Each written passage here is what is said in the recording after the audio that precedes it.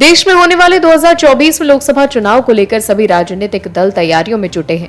इस चुनाव में सभी दल कुर्सी पाने की लालसा में राजनीतिक दल साम दाम दंड भेद यानी कि हर उस मंत्र का इस्तेमाल करेंगे जिससे वो सत्ता पे काबिज रहे। लेकिन इस लोकसभा चुनाव में जहां एक तरफ बीजेपी है तो वहीं दूसरी तरफ सभी विपक्षी दल एक साथ मिलकर चुनाव लड़ने की तैयारी में है।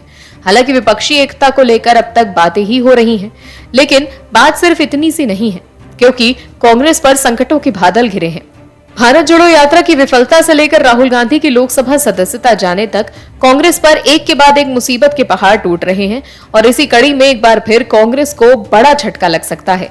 आपको बता दें, लोकसभा के चुनाव आने वाले हैं और इससे पहले कांग्रेस ने राहुल गांधी की अयोग्यता और अडानी मामले में सियासी माहौल गरमाया हुआ है। दोनों ही मामलों में तमाम विपक्षी दल कांग्रेस का साथ दे रहे हैं। इन दलों में समाजवादी पार्टी भी है। ऐसे में सवाल उठ रहा है कि क्या यूपी में समाजवादी पार्टी और कांग्रेस का गठबंधन लोकसभा चुनाव लड़ेगा। कांग्रेस इस सवाल पर अभी चुप है, लेकिन अखिलेश यादव ने बीते दिनों कहा था कि कांग्रेस को हर राज्य में वहां के क्षेत्रीय दलों को समर्थन देना चाहिए।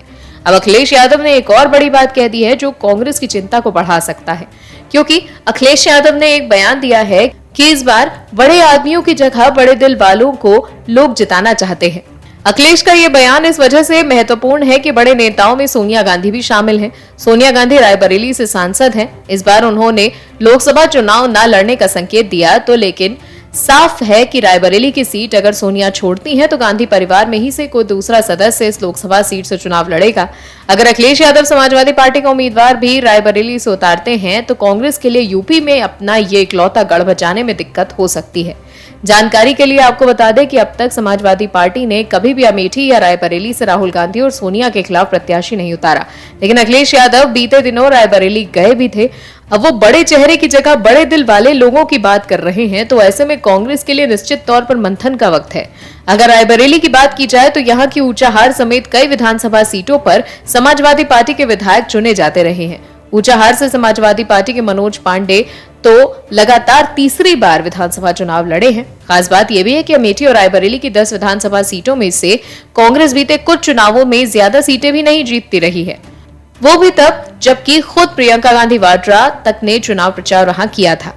अब अगर समाजवादी पार्टी के साथ कांग्रेस का गठबंधन यूपी में नहीं होता तो तमाम सीटों पर कांग्रेस के लिए संशय के बादल गहरा सकते हैं, क्योंकि अगर अखिलेश यादव ने रायबरेली में अपना कैंडिडेट उतारा तो अमेठी की तरफ रायबरेली से भी कांग्रेस का आउट होना लगभग तय हो जाएगा। मोदी सरकार के आने के बाद से ही देश में कानून का राज है और मोदी सरकार के कार्यकाल के दौरान फैसले कानून के मुताबिक ही लिए जाते हैं, फिर चाहे किसी बड़े राजनेता को लेकर हो या फिर किसी आम इंसान को लेकर। मोदी सरकार ने वीआईपी कल्चर को खत्म करके देश में नई मिसाल पेश की, लेकिन कांग्रेस को मोदी सरकार का फैसला रास नहीं आता। कांग्रेस मोदी सरकार के हर फैसले पर हाय तौबा मचाने लगती है, लेकिन ऐसा लग रहा है जैसे कांग्रेस अब समझ चुकी है कि मोदी सरकार सख्त फैसले लेना बंद नहीं करेगी। सरकार के फैसले पर कांग्रेस पहले बवाल काट रही थी। कोर्ट से सजा मिलने और सदस्यता जाने के बाद भी राहुल गांधी खूब हो हल्ला कर रहे थे, लेकिन राहुल गांधी ने अब साफ कहा कि वो सरकार के आदेश का पालन करेंगे। दरअसल राहुल गांधी पर कांग्रेस ने जमकर सियासी बवाल करने का फैसला लिया था। पार्टी ने सड़क से संसद तक विरोध प्रदर्शन का ऐलान भी किया था, लेकिन पार्टी को देश की जनता का समर्थन नहीं मिल रहा है। ऐसे में कांग्रेस अब बैकफुट पर आ गई है। पार्टी को अब समझ ही नहीं आ रहा कि वो करे तो करे क्या। बीते कुछ महीनों के अंदर कांग्रेस के साथ वो सब कुछ हो गया जो शायद किसी ने सोचा भी नहीं था। राहुल गांधी की सजा से लेकर लोकसभा सदस्यता जाने तक सब कुछ छीछालेदर हो गई, क्योंकि कांग्रेस का कर्मा अब हिसाब कर रहा है, लेकिन इतने से कहां कर्मा को संतुष्टि मिलेगी। कांग्रेस को फिर एक बार बड़ा झटका लगा है। अब राहुल गांधी को सरकारी आवास से भी हाथ धोना पड़ रहा है। राहुल गांधी को सरकारी बंगला खाली करने का नोटिस जारी होने के बाद अब राहुल गांधी का बयान भी सामने आया। लोकसभा के डिप्टी सेक्रेटरी मोहित रंजन के नाम लिखी चिट्ठी में राहुल ने कहा कि 12 तुगलक लेन पर हमारे आवास वापस लिए जाने के संबंध में 27 मार्च 2023 को लिखी चिट्ठी के लिए आपका धन्यवाद। पिछले 4 बार से लोकसभा सांसद के तौर पर जनता का दायित्व पूरा करते हुए यहाँ बिताए वक्त की मेरे पास खुशहाल यादें हैं। अपने अधिकारों के प्रति बिना किसी पूर्वाग्रह के मैं आपकी चिट्ठी में लिखी बातों का पालन करूंगा। राहुल ने बंगला छोड़ने के नोटिस पर साफ साफ कहा कि आदेश का पालन करूंगा। आपको बता दें, अमेठी सीट से 2004 में जीत के बाद राहुल गांधी सांसद बने थे और 2005 में ही वो इस बंगले से रह रहे हैं। लेकिन मोदी सरनेम पर आपत्तिजनक टिप्पणी को लेकर उनके खिलाफ दायर मानहानि केस में अदालत ने पिछले हफ्ते उन्हें 2 साल की कैद की सजा सुना दी थी। इसके चलते उनकी संसद सदस्यता समाप्त हो गई थी। इसके बाद उन्हें लोकसभा सचिवालय से घर खाली करने का नोटिस दिया गया।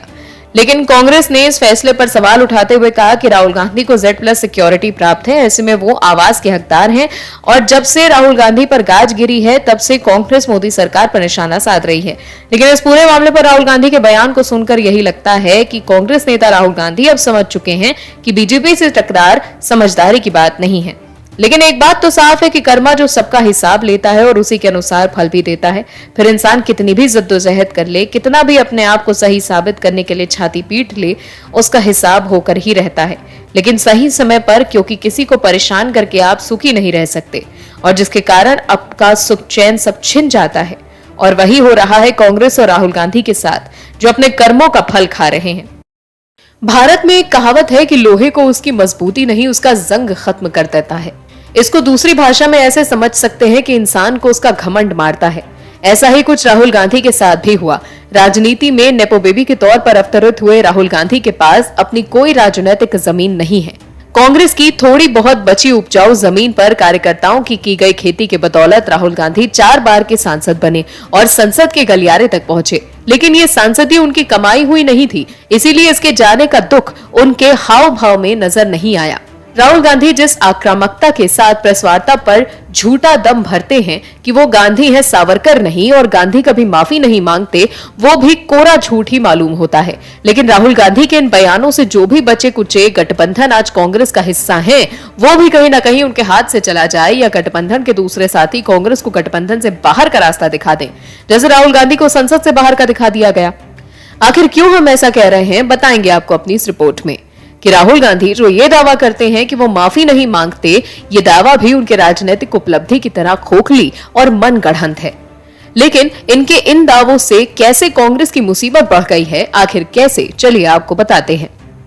मोदी सरनेम वाले मामले में 2 साल की कैद और सांसदी गंवाने के बाद भी माफी न मांगने की बात करते हुए राहुल गांधी ने ये बात कही थी।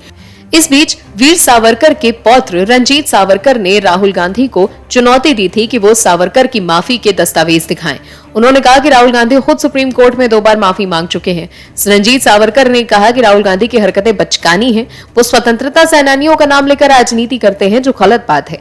रंजीत सावरकर ने अब तक अपने दावों को लेकर कोई प्रमाण नहीं दिया है, लेकिन ये सच है कि राहुल गांधी 2 बार अपने दावों से पलट चुके हैं।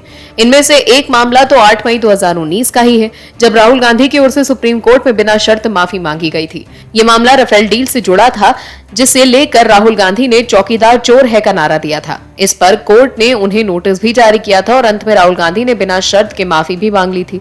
इससे पहले 2016 में राहुल गांधी ने आरएसएस को लेकर दिया अपना बयान में वापस लिया था और सुप्रीम कोर्ट में पलट गए थे। राहुल गांधी ने मार्च 2014 में दिए गए भाषण में ठाणे में कहा था कि आरएसएस के लोगों ने गांधी जी की हत्या की थी और आज ये लोग उनकी ही बात करते हैं।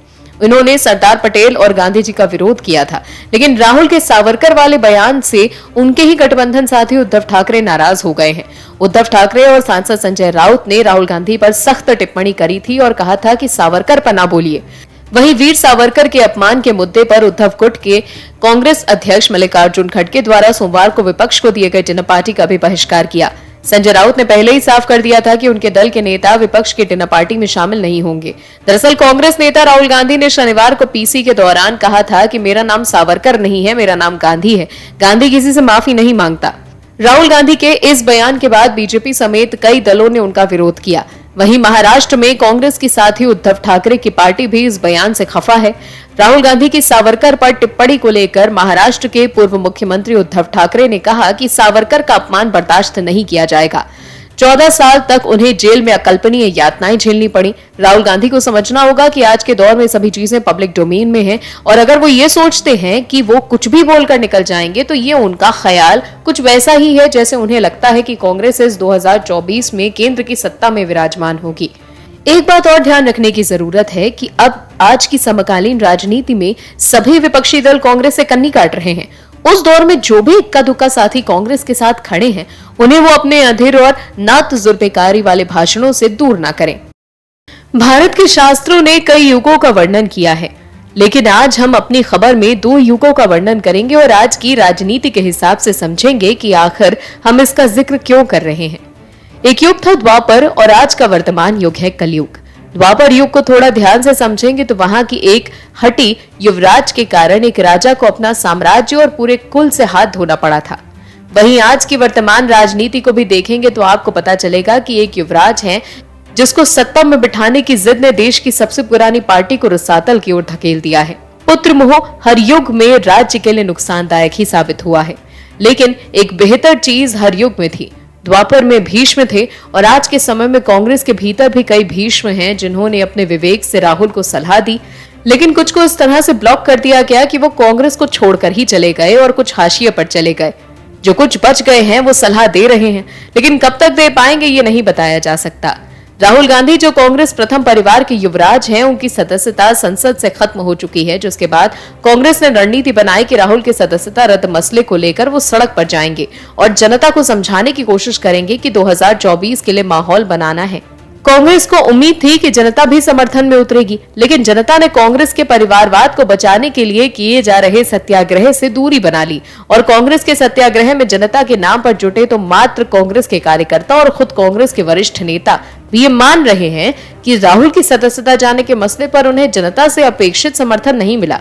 आखिर किस कांग्रेस के वरिष्ठ नेता ने कही इतनी बड़ी बात, चलिए आपको बताते हैं। पी चिदम्बरम से जब पूछा गया कि राहुल गांधी की सदस्यता खत्म होने के बाद जनता उनके समर्थन में आंदोलन करने नहीं आ रही, इस पर पी चिदम्बरम ने कहा कि जनता किसी भी मुद्दे पर बीते कई सालों से प्रदर्शन करने नहीं आती। किसानों को भी जनता का समर्थन नहीं मिला था। सीए के मामले में केवल मुसलमानों ने प्रदर्शन किया। आजादी से पहले हर वर्ग ने गांधी जी का समर्थन किया था, वो सड़कों पर आ गए थे। मुझे आश्चर्य भी है और निराशा भी है कि दूसरे देशों के लोग यहाँ प्रदर्शन करने नहीं आ रहे हैं।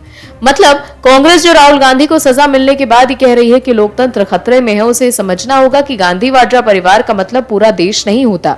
राहुल गांधी को कोर्ट से सजा मिलना देश में लोकतंत्र की मजबूती का परिचय है और भारत जैसे महान लोकतंत्र में आम जनता और बड़े नेताओं में कोई फर्क नहीं है, लेकिन कांग्रेस को इससे कोई मतलब नहीं है। उसके लिए तो गांधी वाड्रा परिवार ही सब कुछ है। लगता है कांग्रेस अब भी उसी सोच से संक्रमित है जो एक वक्त पार्टी की हुआ करती थी कि Indira is India and India is Indira, लेकिन ये दौर दूसरा है और इस वक्त कांग्रेस हाशिए पर है। उसे देश की जनता को समर्थन भी नहीं मिल पा रहा है। अब कांग्रेस के वरिष्ठ नेता पी चिदम्बरम ने खुद माना है कि कांग्रेस को राहुल गांधी के मुद्दे पर लोगों को समर्थन नहीं मिल पा रहा। हालांकि चिदम्बरम द्वारा ये बात खुलेआम मानना कांग्रेस के लिए बड़ा झटका हो सकता है। वहीं कांग्रेस के नेताओं को समझना होगा कि जब तक वो युवराज और स्वामी भक्ति में लीन रहेंगे, तब तक उन्हें जनता का समर्थन प्राप्त नहीं होगा।